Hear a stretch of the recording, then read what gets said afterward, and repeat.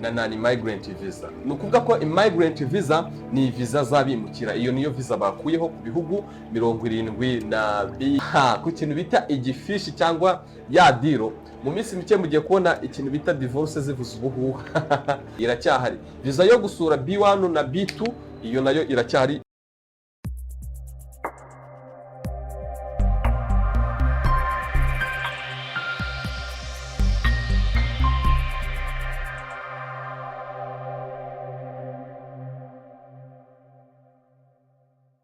Hello my beautiful people, muraho neza, turabasuhuje, tubahaye ikaze muri SAMTech. Breaking news.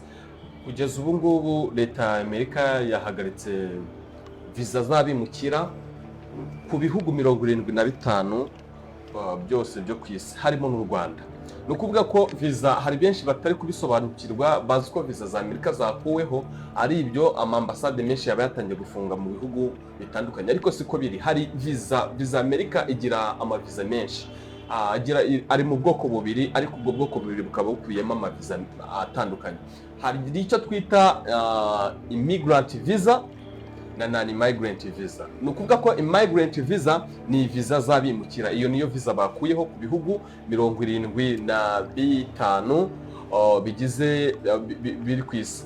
Muri ibyo bihugu rero muri Afrika harimo igihugu cy'u Rwanda, Nigeria, Ghana, Cameroon, Ethiopia, Somalia, Eritrea, Sudan, South Sudan, DRC, Liberia, Sierra Leone, Chad, Nigeria na Mali, ndetse n'ibindi bihugu byinshi. Ibyo nibyo bihugu babashije gukuraho visa z'abimukira. No kuvuga ko visa z'abimukira ni kwa kundi wabaga wenda uri nko mu Rwanda agatsindira green card ukajya gutura muri Amerika, ukaba ufite umugabo wenda aba muri Amerika akaza, cyangwa umusore akaza mugasezerana mukagenda. Aha ngaha tunakivugeho ku kintu bita igifishi cyangwa ya diro.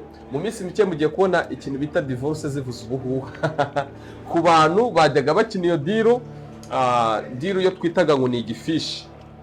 Igifishi ni kwa kundi umuntu wenda yabaga ari muri Amerika, inkundo za hato na hato ariko zidafite gahunda just ari ukwigendera.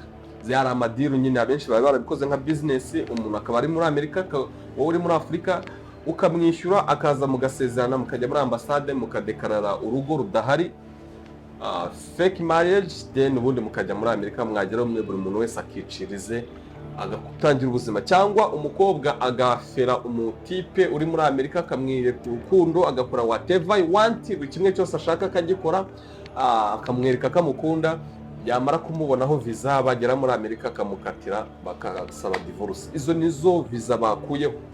Izo visa rero bakuyeho hari ibyiza byazo, hari byiza zari zisanzwe zifite muri societe rusange, ariko hari n'ibibi n'ingaruka biri guteze. Ibyo nibyo tugiye kuza kuvugaho muri kino kiganiro.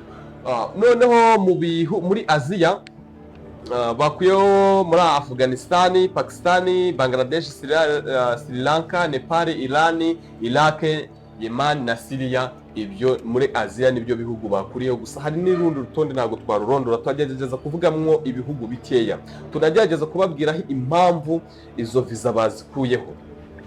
Noneho no muri Amerika y'Amajyepfo, icyo twita Caribbean na Latin, bakuyeho icyo twita izo visa bazikuye ku bihugu bikurikira: Haiti, Cuba, Venezuela, kwa Maduro ntabwo bari kureka kubikuraho, ndetse Honduras na Salvador na Nicaragua muri Amerika y'Amajyepfo. Mu bindi bihugu nabyo byavuzwe ni Uburusiya na Belarus ndetse na Turkey. Ibyo ni byo babashije gukuraho visa. Ni ukuvuga ko visa zo ntago visa zisanzwe ntago bazihagaritse. Icyo bakuyeho ni izo visa zisanzwe, visa z'abimukira, visa z'abantu babaga bimukiye muri Amerika bakajya kubona ubwene gihugu. Tuvuge nk'ubu wabaga uri nko mu Rwanda ugakora, ukajya nko cyane kucyo bita skilled worker, ukajya nko muri Amerika ugakora, amara gukora maze kumara nk'imyaka nk'itanu ugasaba icyo bita family reunification, ugasaba ko famille yawe igusanga muri Amerika. Ariko ubu ngubu byahindutse, uzajya ugenda ukore utahe, nakuvuga ngo baraguha ubwene gihugu cyangwa uraterura famille yawe uyijyane muri Amerika. Reka twibaze turebe ubu ni iyihe mpamvu Amerika yatumye ikuraho iyi visa. Ni impamvu zitandukanye Amerika ishobora kuba yashingiye ikuraho izi visa. ni ukuvuga ko muri zimwe mu mpamvu harimo impamvu za politike n'impamvu z'umutekano ndetse n'impamvu z'ubukungu. Tubibutseho gato mu kiganiro twize gukora, Perezida Donald Trump akigera ku buyobozi, icyo twise Trump administration, hari impinduka zajemo cyane cyane ku bukungu. Ni ukuvuga ko hari ubuyobozi bwe cyangwa manda ye, hari abantu benshi byagizeho ingaruka mbi, cyane cyane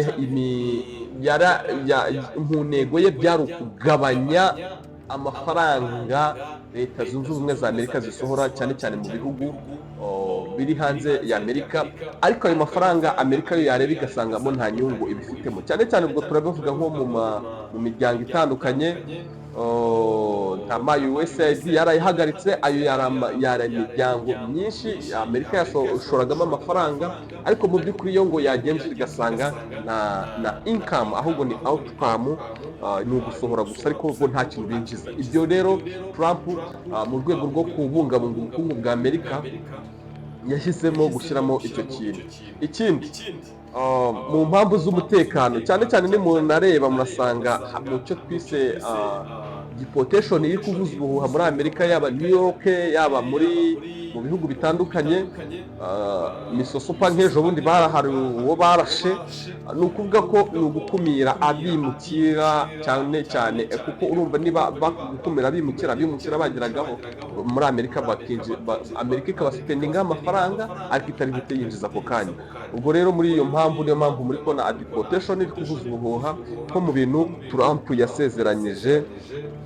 Yagerageze gusezeranya abanyamerika, basezeranyije ibintu byinshi cyane, ariko harimo icyo cya deportation ndetse no gufata ubukungu bwa Amerika akabuzamura. Ubu se ari kubuzamura, reka turebe mu minsi iri imbere ukuntu bizaba bimeze. Noneho mu bigendanye n'impamvu za politike, ni ukuvuga ko mu bihugu bitameranye neza muri diplomasi, bidafite diplomasi yabyo idahagaze neza hamwe na Leta Zunze Ubumwe za Amerika, ibyo bihugu byakuriweho nabyo iyi viza ntabwo biri gukunda. Ariko hari abari bwibaza ati se ibihugu byose niko bimeze? Ati ku rutonde twabonye ko tutigeze tubonamo Uburundi ndetse na Kenya. Nuko Uburundi nabwo impamvu butabonetse muri uru rutonde nuko ubwo rwari rwarakuweho mbere rwose, ho Abarundi ntabwo mu minsi yashize nko mu mwaka wa 2025 kurangira basohoye itangazo bavuga ko Uburundi butemerewe guhabwa visa, usibye yo gusura, usibye visa yose muri rusange. Ubwo rero niyo mpamvu mutigeze mwongera kubona ko rusohoka kuri lisite, niyo mpamvu. Ikindi twashaka kuvugaho mu by'umutekano, nureba muri bino bihugu nka ibihugu by'Abarabu, cyane cyane nibyo twavuga nka Afghanistan, Pakistan, Bangladesh, za Nepal, za Iran na Iraq, ibihugu bisanzwe bifitanye umubano mwiza na Amerika, ariko Amerika ikareba igasanga nta kintu yinjiza kuri bo kuba ibana nabo cyangwa kuba ibahereza ubwenegihugu. Bamwe nibo bagerayo, ni kenshi bakunze ku bihugu by'Abarabu cyangwa by'Abayisilamu, ibyihebe byitwaje idini ya Isilamu, kugaba ibitero cyangwa kwiturikizaho kwica abantu ku butaka bwa Amerika. Biri mu birego, amacases menshi bagiye bafata abantu basanga bakoze ibyaha, bajya muri background y'ahantu aturuka bagasanga baturuka muri bino bihugu nka Afghanistan, Pakistan ndetse Syria ndetse Iran na Iraq. Ibyo nibyo bihugu akenshi Amerika itari gusiga muri Aziya rwose ngo ibisige kuri runo rutonde. Ubwo rero niyo mpamvu mu by'umutekano ibyo bihugu byose mubona Amerika yakuyeho icyitwa visa, iyo visa. Ariko ikintu nshaka kugira ngo nsobanureho abantu musobanukirwe, nuko iyi visa ntabwo yakuyeho visa muri rusange. Hari visa stili zizakomeza kugenda zikora, cyane cyane nko muri bino bihe, nka visa yo kwiga ntabwo yakuweho, visa yo gukora n'ubundi, visa yo kwiga F1 still exist, iracyahari. Visa y'akazi H1B ndetse na AB3 iracyahari. Visa yo gusura B1 na B2 iyo nayo iracyari leta ya Amerika cyangwa ambasade zakomeza gutanga iyo visa. So rero impinduka nyinshi mukomeze mubane natwe kugira ngo mubashe kubona update zibikurikiraho. Iyi episode y'iki kiganiro tuzakomeza tubereka uburyo deportation irimo iragenda ikorwa mu minsi iri imbere. Tuzabereka yaba muri New York, yaba muri Arizona, yaba muri Texas, tubereka ukuntu deportation iri gukorwa cyane cyane. Niba hari n'abanyarwanda muzi cyangwa abantu bo muri Afrika mu bihugu by'iwacu bagiye mu buryo butemewe mu minsi mike, ntuzatungurwe no kumubona ari mu gihugu cyawe. Ciao. Akoze gukora cyane SAMTech no kubana natwe, mbanza ukore subscribe, share na comment kugira ngo ujye ubasha kuba umwe mu banyamahirwe bakurikirana ibiganiro byacu uko tugishyizeho, ubashe kuba uwa mbere ugikurikirana. Ciao, murakoze.